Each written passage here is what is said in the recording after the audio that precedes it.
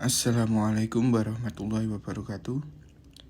Kami dari kelompok 5 ingin mempresentasikan hasil diskusi kami mengenai kebijakan dan praktik sumber daya manusia yang beranggotakan Budiarto dengan NPM 160211,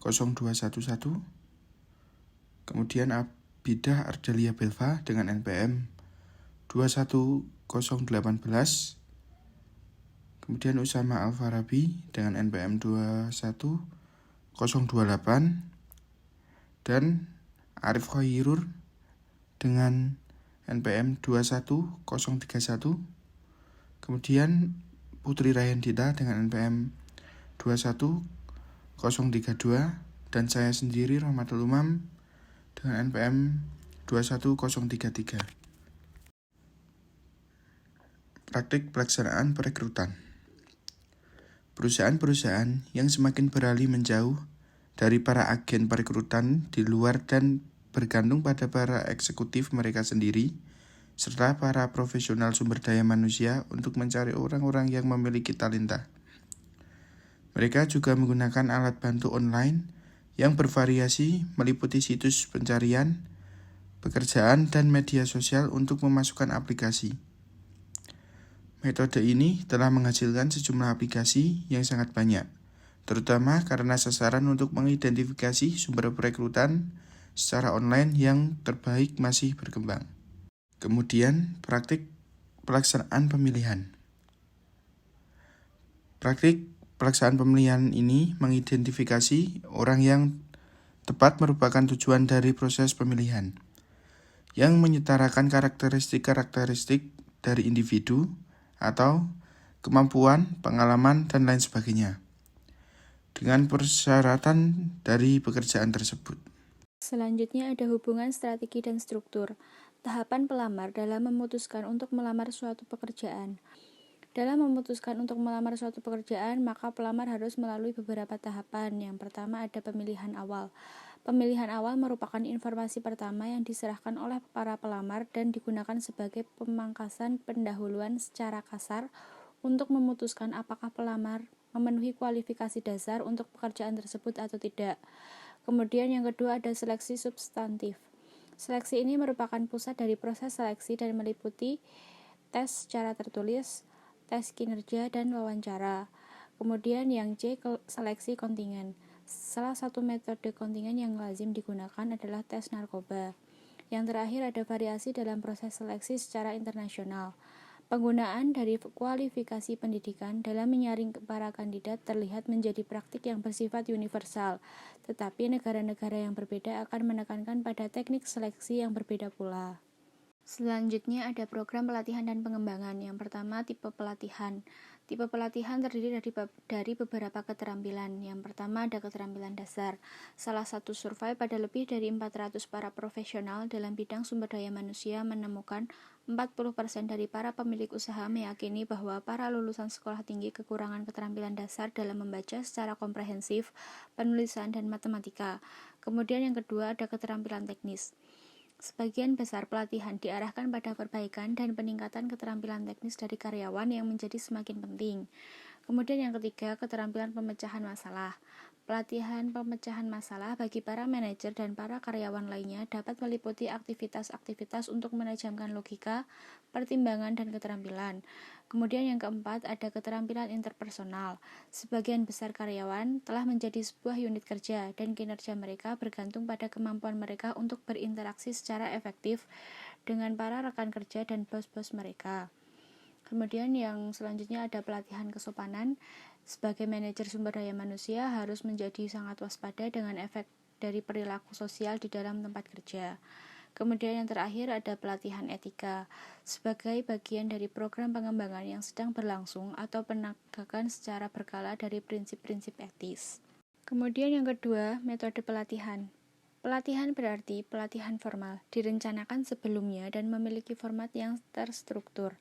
Metode pelatihan di tempat kerja meliputi rotasi pekerjaan, program magang, tugas pengganti, dan program bimbingan secara formal. Yang ketiga, mengevaluasi efektivitas.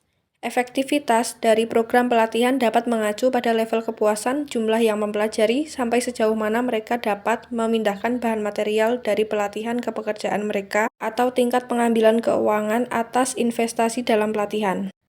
Selanjutnya ada evaluasi kinerja. Ada 3 tipe utama dari perilaku yang mempengaruhi kinerja di tempat kerja.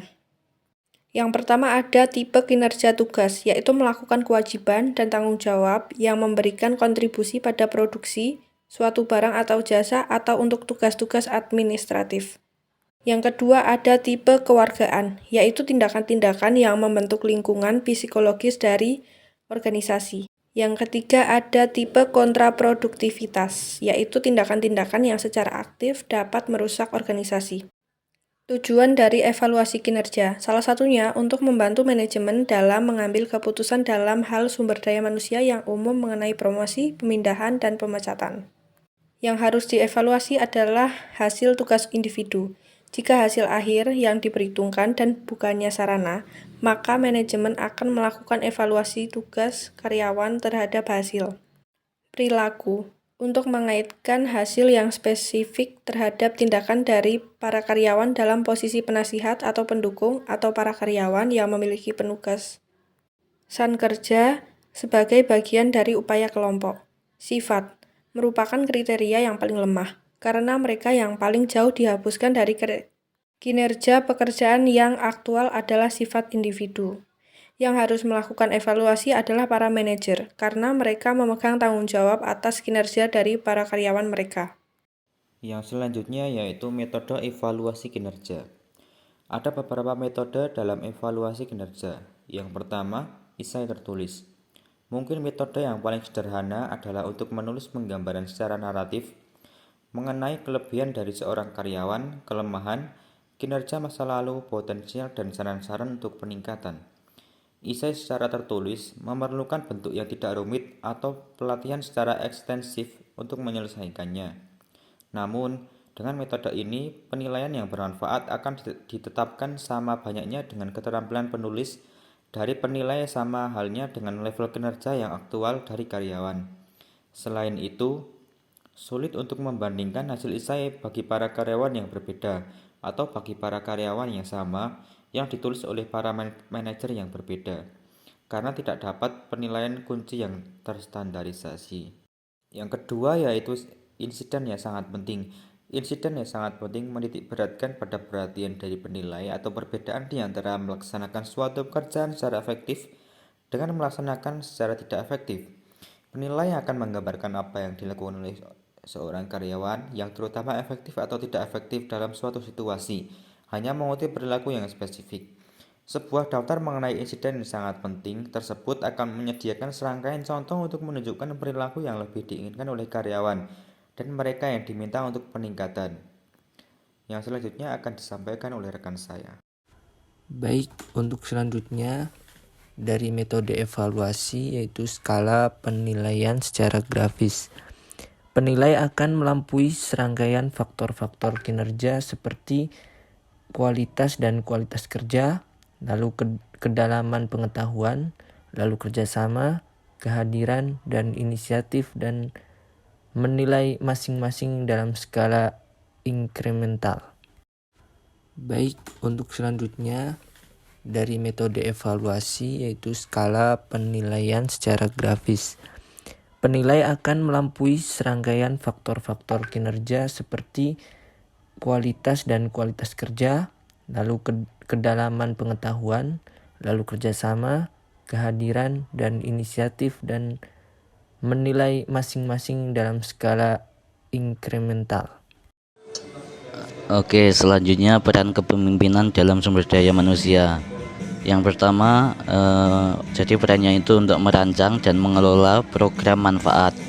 Yang kedua, menyusun rancangan dan menegakkan kebijakan ketenaga kerjaan.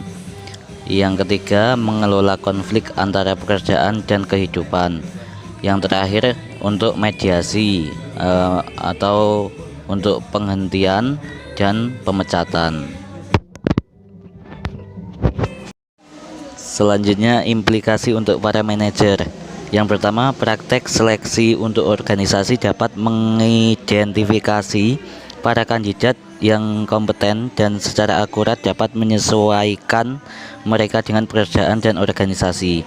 Yang kedua, menggunakan program pelatihan bagi para karyawan untuk mencapai peningkatan secara langsung dalam keterampilan yang diperlukan untuk menyelesaikan pekerjaan dengan berhasil. Yang ketiga, program pelatihan untuk meningkatkan efektivitas diri karyawan. Yang keempat, menggunakan evaluasi kinerja untuk menilai kinerja dari individu secara akurat. Dan sebagai dasar pengalokasian pemberian imbalan. Yang terakhir, untuk memberikan kepada para karyawan peluang untuk berperan serta dalam evaluasi. Mereka juga dapat memahami kriteria kinerja dan terlibat dalam proses perbaikan. Terima kasih. Ada pertanyaan, monggo silahkan.